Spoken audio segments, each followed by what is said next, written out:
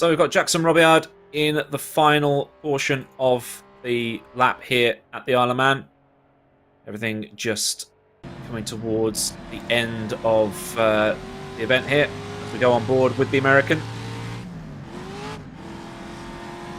Carrying on through the bottom end of the circuit here. Everything seems to be in order for him here. 17 minutes into his final lap, he's 2 and a bit seconds down on his best, or the best, through the middle sector. I think he's done enough. He's done what he has to do to get to the end here. And we'll eagerly await the results at the end of this thing.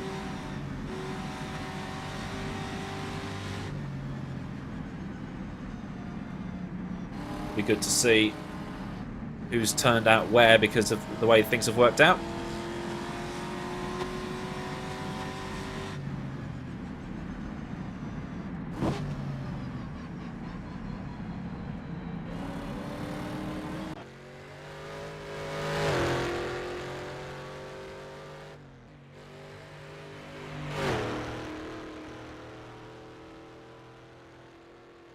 Coming down the bottom of the hill towards Regni Bar here for the final time. We haven't lost anybody else in the interim, so we are all good here. We're about 3 minutes from the end. Jackson Robillard.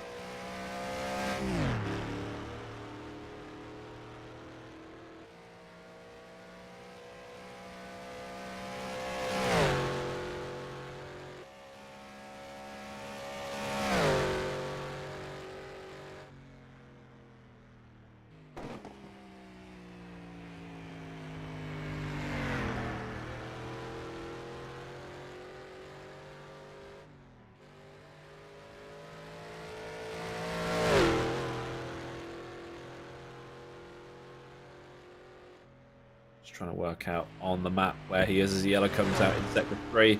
Huge commitment through that long right-hander there. On his way down towards Pronknimona and Signpost. Jackson looking to finish strong in the Ferrari. The second win for the Ferrari this season. Jake in the Jag coming first, as this will be the final corner at the Nook. Or around that final portion of the lap. He's probably got that another 1.5 miles to go here. This will be the Nook. He'll be on the final straight for the final time.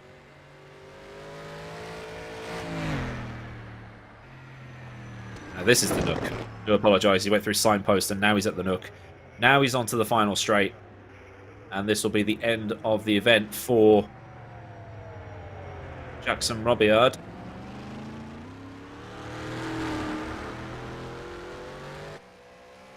As he should come across to secure the win here at the Isle of Man. And he's got to wait for everybody else to cross the line.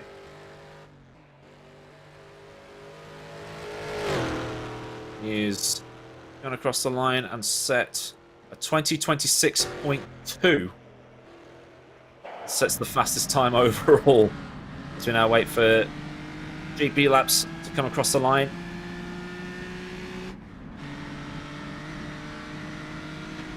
He's on his way towards the end of the event here. We get the dual screens back. Yellow in sector 3.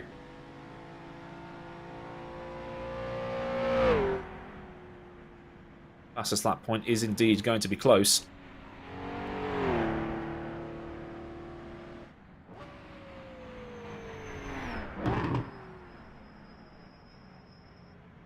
Jake braking for the Nook entirely on the rear brakes.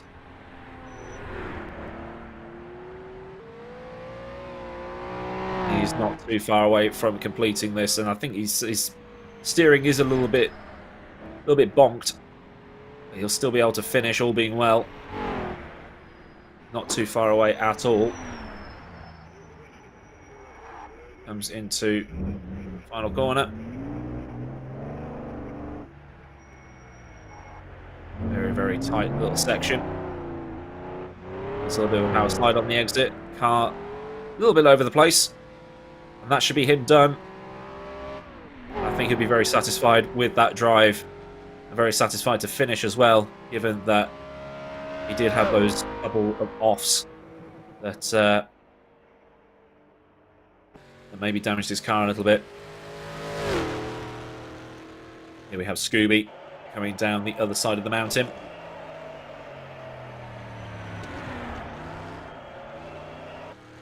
It's very close to the banks on the exit here. He's coming up to Kate's cottage now, so he'll be at Cregney Bar at the bottom of this this hill.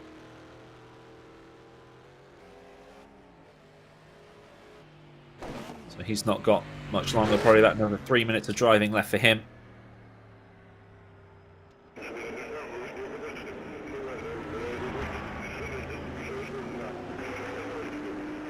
We'll just check in with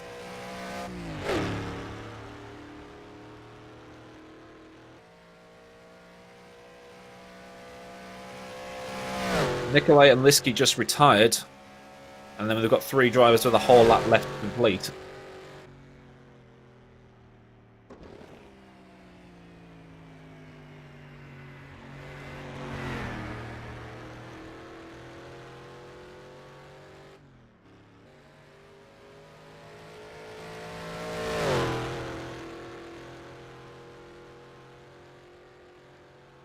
So at the end of all this, we've had 16 finishes from the event. We ended up with just under half of the field remaining. Scooby approaching the outskirts of Douglas for the final time here.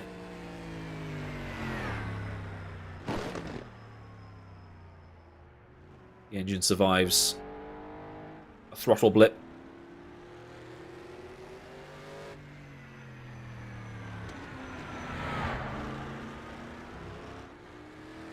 Mark Ziegler, fastest in class, currently in the 3 litres. Purple first, purple second. He's going all out for the final part of this. He's probably got another 5 minutes of running or so, 5 or 6 minutes of running. Scooby coming into the final little complex now, the final tight little corners. Only just makes it through the right-hander. Gets it through the left. Up to pretty much the final couple of corners. And that will be Scooby done at the end of this lap. He'll be satisfied with that. That'll be 3rd overall in the bag, you'd think.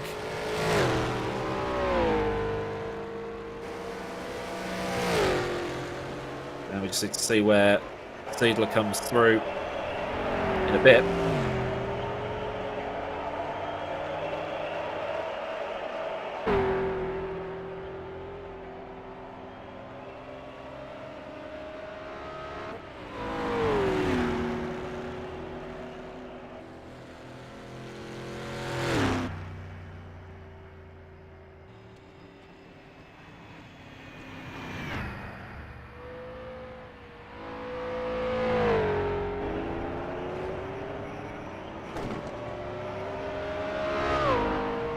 Ziegler towards the end of the lap. Scooby also done. Just parking up at turn 1 here.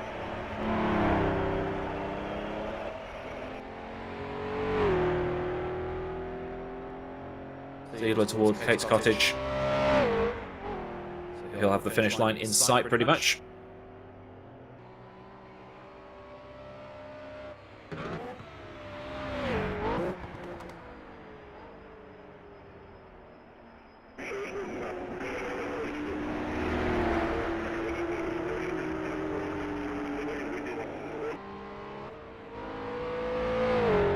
Top 2 or 3 finished now.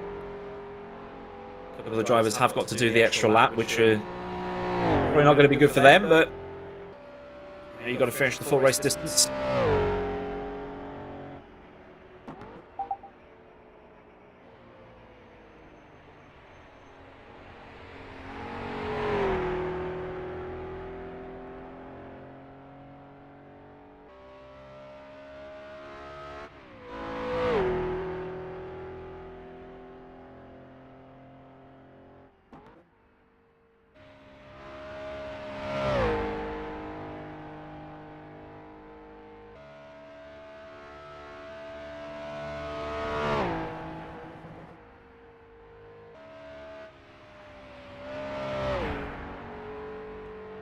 about another 2 minutes of running or so for Mark Ziegler here.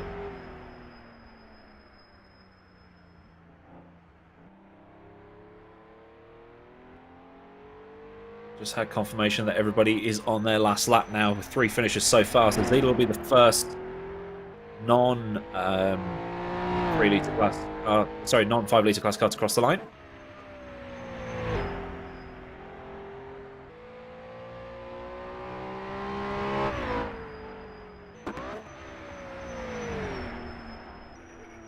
Entering the final section now, almost nosedives the car into the wall.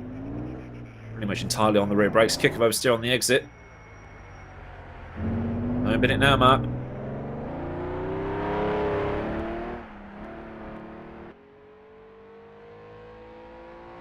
Mark Ziegler becomes the first of the 3-litre cars to cross the line.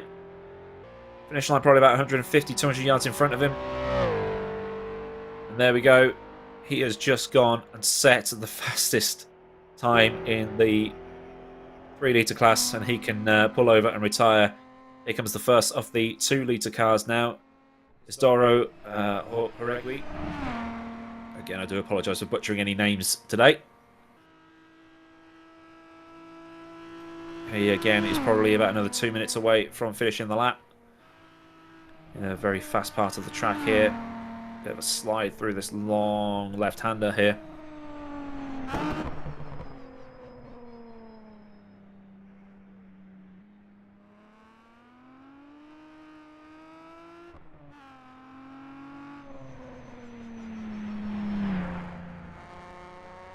Yeah, he's not too far away now, so this will be the first of the 2 litres to cross the line. First win for the Bristol as well.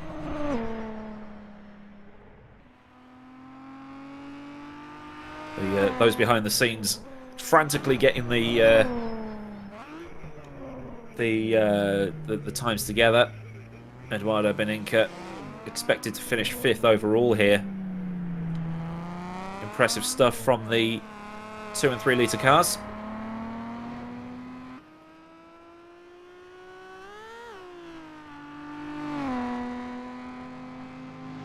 Very aggressive gear change as well from Isidoro as he comes across the line now.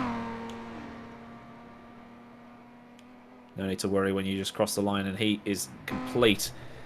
Eduardo Beninca entering the final sector now, or the final section now, I should say. About another 45, 50 seconds for him.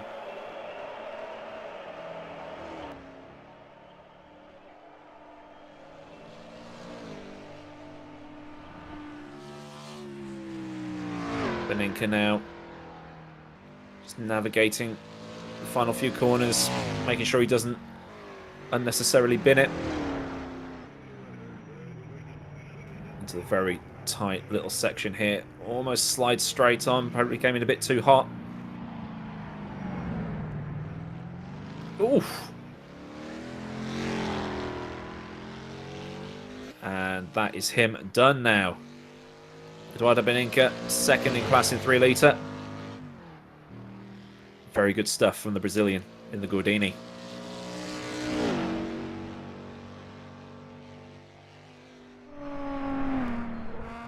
Darren Andrews, second in class in the 2 litres.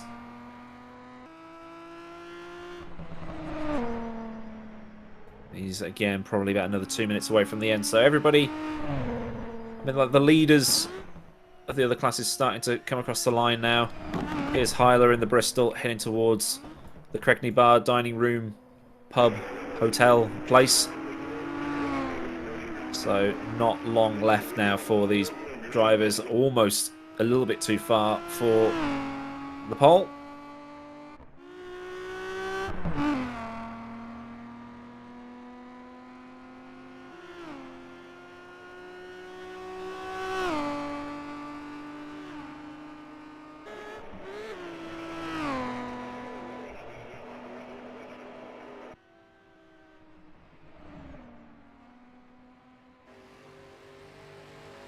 Brief appearance from a yellow in Sector 1, so unfortunate for whoever's brought that out. Hopefully they're still continuing.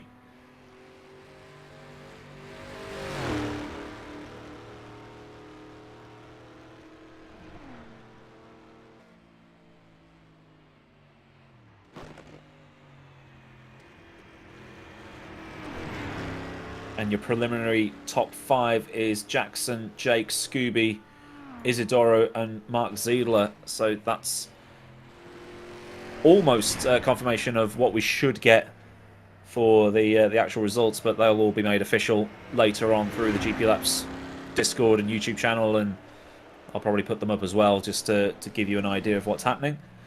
And I've actually got GP Laps in the interview waiting. Oh, that's a big crash for Hyler. Very unfortunate thing to happen right at the end, as he uses his Robot Wars self-righting mechanism to get the car going again. As we can now actually speak to GP Laps, as we had Hyler roll in the car. Jake, how you doing?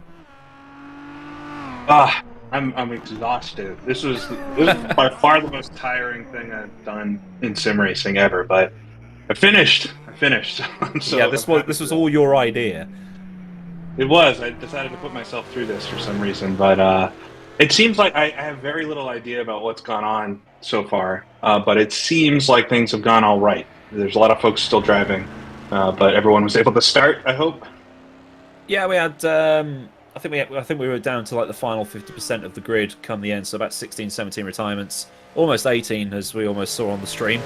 But Hyler has just crossed the line. But the question to ask is, how long did it take you to get a lap in before not stacking it, as it were?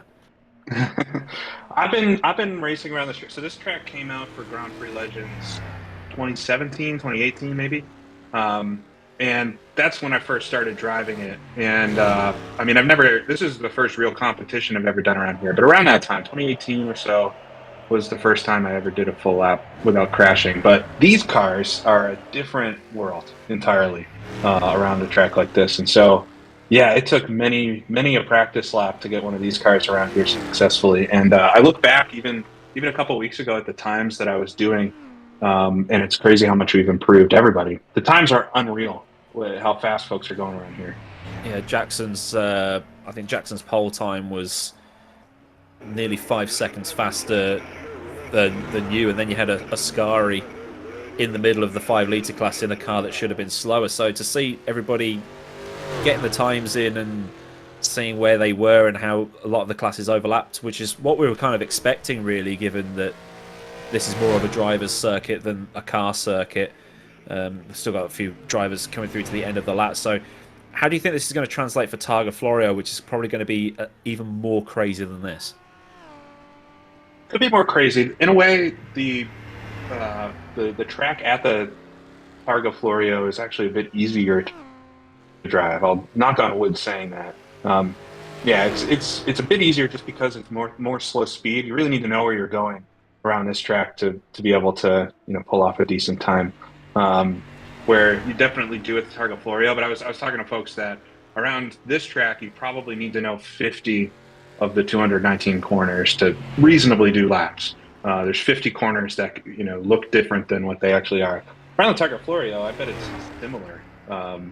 50 corners, maybe less. So that's why I say that one's easier. Longer track, but less laps. They're all it's going to be about the same length of a race, anyways.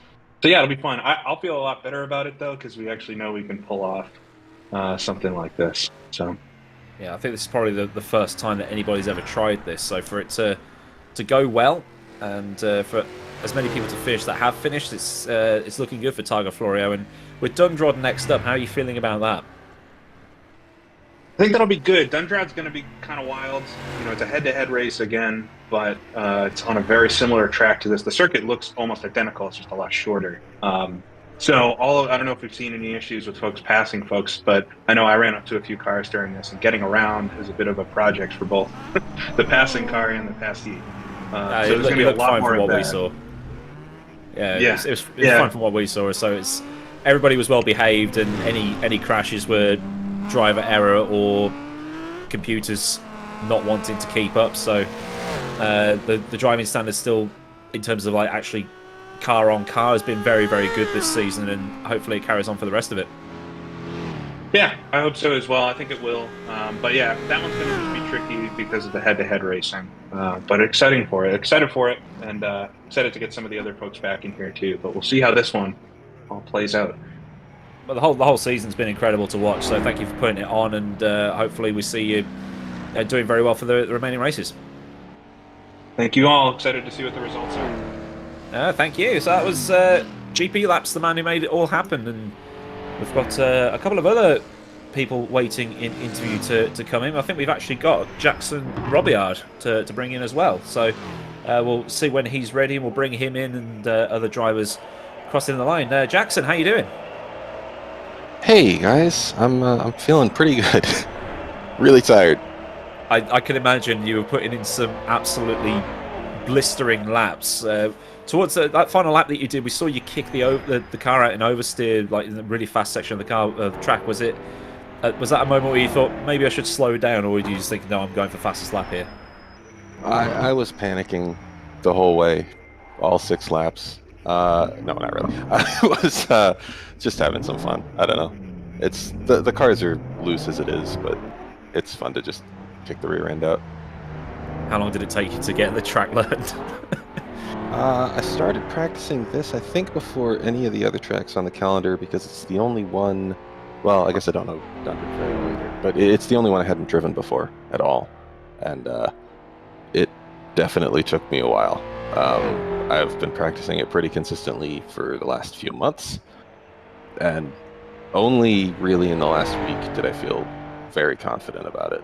And even during the race, it was a bit of a challenge to keep the car on the track and out of the berms.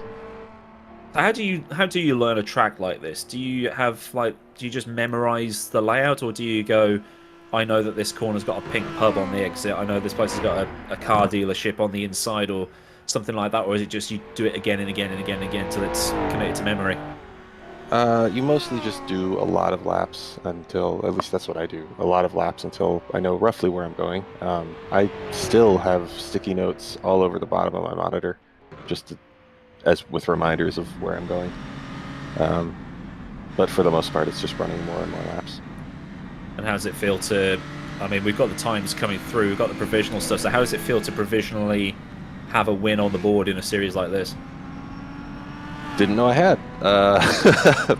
Feels pretty good. This series has been super competitive all the way. Qualifying this week has been crazy, completely crazy between Jake and I, just leapfrogging each other off the board. And I wasn't super confident coming in to this week, but I feel pretty good now.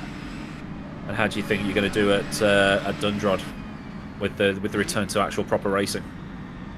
I guess we'll see. Dundred's really narrow, and it's going to be interesting not doing the time trial there, because it's so narrow. Side-by-side racing is going to be really hard to do, so it'll be interesting, I suppose. Yeah, the whole league's been interesting, and the way that it's all been driven and the way it's been put together and all that stuff. It's got a lot of interest going. So best of luck for the rest of the season, and see you on track at Dundrod. Thank you guys for a good show. See you in 3 weeks, 4 weeks. All right.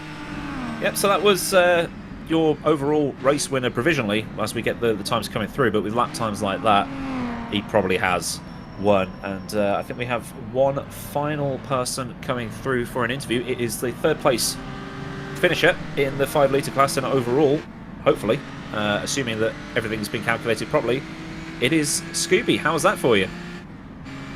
Hi. Sorry, still just getting rid of the jitters after all that. You're going to need a beer after this, aren't you? Maybe, we'll see. I'm not sure I want to do any more driving for the rest of the day after this. I don't think you want to do any more driving for the rest of the month, will you? The amount of corners and practice laps you must have tried to memorise and put in. Oh yeah, I've been going all week. How long did it take, roughly, do you think, to learn it? I am scared to do you answer think that you that. haven't? Probably about a day's worth at least. Just guessing. If we're counting the total hours, yeah. Yeah. So it looks like you're provisionally third for this event. How does that feel to get some solid points on the board? Honestly surprising, considering this is the first one I've even managed to finish. I felt like I was going really slow there, actually, so I'm surprised no one else has beaten me yet. You were third on track. You were third, well, potentially third in the standings. So it's, I think any race you finish is a good one, isn't it? Oh yeah, definitely, especially in this series. Cars are so difficult to drive. Yeah, I was going to ask how did your car in particular feel going around here? Because you had do you have the Ferrari, and was that just... Yeah, I had the Ferrari. It's probably one of the easier ones to drive, considering it has a ton of horsepower, which will get you around the track at any decent pace. Just have to brake about half a year before you go to the corner, because the thing is incredibly heavy. I can imagine. And how did it feel when the fuel started to wear out? Because Jake's always been saying that the Jag tends to understeer as the fuel wears off because there's no more weight on the front end. But how was it in the Ferrari as things went on? Honestly, not bad. The rear does start to slip a bit more, but you don't really notice it that much. Only over the bumps. It starts to get really light sometimes, which gave me some scares on the last lap. Not quite as much, though, as the game freezing when you go over that really big jump. I'm pretty sure I invented some new swear words when that happened. Yeah, I can imagine if you put all that time in and for it to go wrong that way, it must have been horrible. So I'll let you go and have a lie down and 10 or 12 shots of vodka to try and get rid of the jitters. And thank you for taking part. Congratulations on your finish, and hopefully see you at Dundrod. Okay, thank you for having me. No worries. Cool.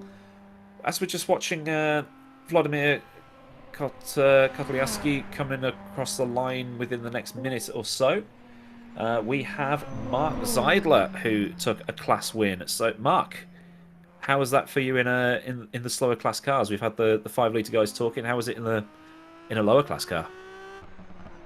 It was a lot of fun, I'll tell you what. The cars are very challenging, and the track is just immensely challenging.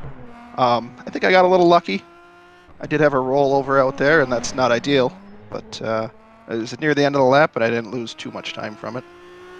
We saw a couple of cars do that. We saw one do it within the last mile or so, and we saw one do about 15 backflips and then still carry on and then retire a little bit later. So it seemed that these cars can take an absolute hammering if you do hit them into a wall or something. Yeah, they do pretty well. I haven't been able to drive with a wheel blowing off or nothing. But yeah, if the toe's out a little bit, you can still get around. You're not going anywhere fast, but you can make it around. Now, I've asked everybody this question so far. How long did it take you to get a clean lap in for this? Clean first lap, probably around 10 to 15 hours. Oof. That's But a long time. It was going to be a fast, clean first lap, though. I guess I could have rolled around, but I was always pushing, trying to get speed. And how are you feeling for Dundrod when that comes up? Are you confident for that one, or is it going to be a little bit more difficult? Because they're saying it's very narrow, that track, and still fast, and it's a return to proper racing, as it were. So how are you feeling going from a completely different event back to what you're used to? I've never driven Dundrod, so it'll be a learning experience again.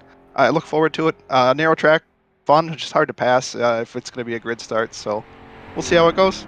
All right. We'll let you go off and chill and enjoy the rest of your day, because you're probably about 5 or 6 hours behind us. So it's probably about lunchtime for you. So we'll let you go and have some food and some drink and let you chill out for the rest of the day. You nailed it. Thanks, Aiden. All right. Cheers. Bye. Ooh. Still got a few drivers crossing the line. Doc Slappy entering the final section of the lap for his final lap. And that will be pretty much us done for the afternoon.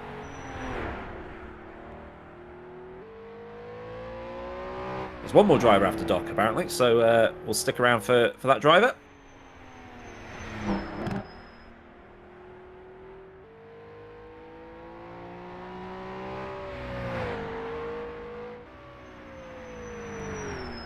The Irish driver just entering the little section that we saw. A couple of drivers just sort of slide a little bit helplessly into the wall while we're doing those interviews. Seems to be okay at the minute. and he is now powering his way up towards the line. So we just have one more driver, and then we can probably give you a quick rundown of what we think the results are going to be. So Doc Slappy crossing the line here, and then we have Treogat, the final driver. Where is he on the lap? So he's pretty much near the end. He's approaching that tight little section that ends the lap here. Every single driver that has finished has done incredibly well today. Just getting onto the grid would have been enough.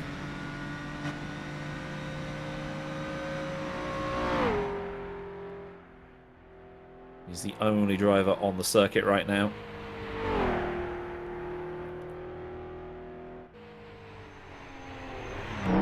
Liam and Ian and the rest of the GP Laps team behind the scenes frantically trying to make sure they've got all the times correct.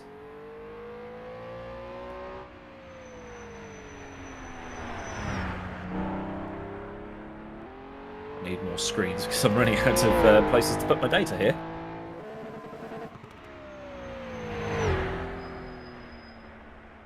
As I've been saying all afternoon, this is probably the first ever TT style race anybody has ever tried in sim racing, so it's new for everybody. We need to get everything together. As we have another interviewee to bring in, it Hello. is Isidoro. How are you doing?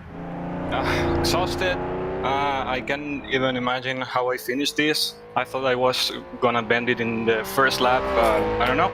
I managed through the whole 6 laps, and I don't know how I even come at the end of the result, but pretty happy for me. It was an amazing experience. I suppose just making the grid would have been enough, wouldn't it? Yeah, it was tough. A lot of track learning was like something like rediscovering the Nordschleife when you first start to learn the course. Was something like that.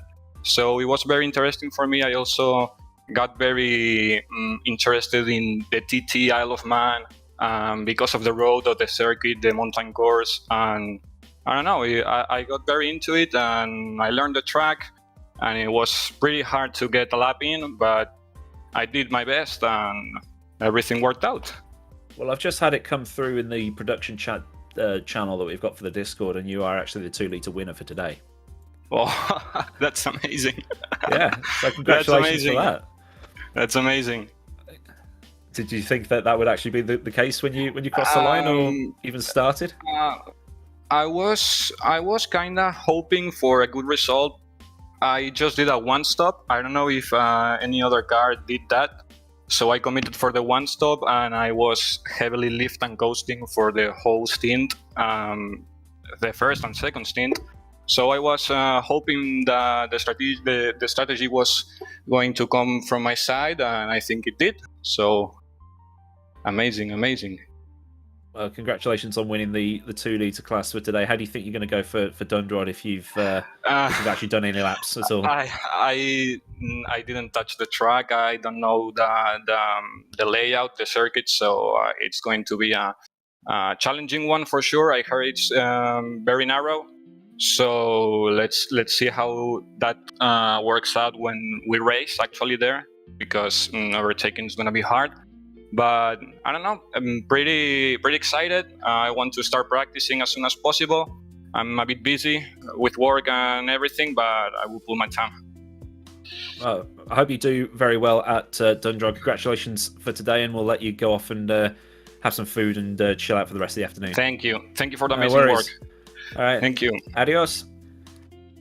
So, I have actually had the results come through. I've got the 16 finishers. So, on your screen, you've got Jackson Robillard, Jake, and Scooby as your top 3, which was to be expected because they were the 3 fastest drivers. But then in 4th, it's Isidoro, who we just had on, who is the winner of the 2-litre class, Mark Ziedler, who's the winner of the 3-litre class, and then Eduardo Beninca in 6th, Darren Andrews in 7th, Ariel Diaz in 8th, you got Hyla in 9th, Ujasu in 10th, Silverwolf in 11th, you got Mantas Izangatis, sorry if I've butchered that, he was in 12th, the last of the 5-litre runners. Toby Johnson in 13th, Doc Slappy in 14th, Vladimir Kotolowski in 15th and Treogat in 16th. They were the only finishers. So, I've now got to sign off now because in 2 hours I've got to start another stream for the Potato Nation Formula 4 League that I'm doing on a Saturday night. But for now, it has been the Historic Road Racing Championship Isle of Man Time Trial. I've been Aidan Millward. Thank you very much for watching, everybody that's hung around for the entire thing. And we'll see you next time for Dundrod. Goodbye.